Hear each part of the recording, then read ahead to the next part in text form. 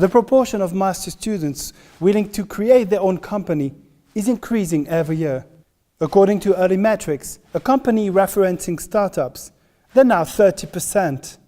The Swiss government, the cantons, private companies, they're all putting together programs to help young enterprises. On October 30th in Lausanne, the Swiss edition of the MassChallenge, an international competition for startups, took place. The MassChallenge is selecting new projects and delivering the winners equity-free money prizes up to 100,000 Swiss francs. A great opportunity for newcomers.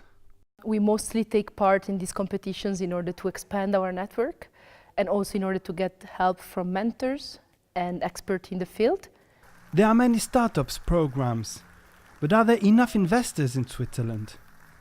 I think yes, but the difficulty is to find them. And as a young startup, especially with people who are not experienced in the startup world, it's difficult to find the right people. But once you find them and you enter a program, for example, like the MassChallenge, which has a strong concentration of such people, then it becomes easy. Easy to get up to 1 million Swiss francs. But then, things might get more complicated.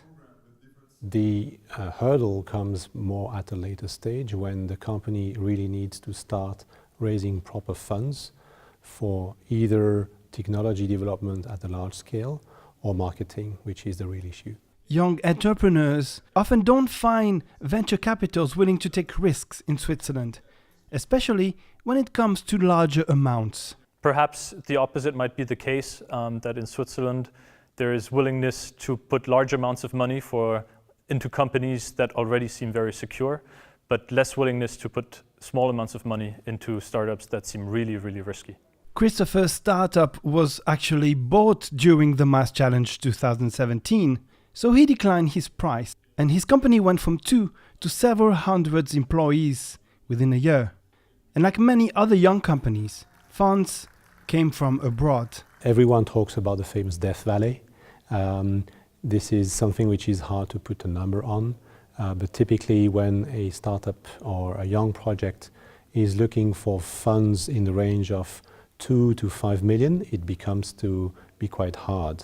So that's probably the tipping point where most of the interesting projects are looking abroad and are starting to raise funds, typically on the east or west coast of the US.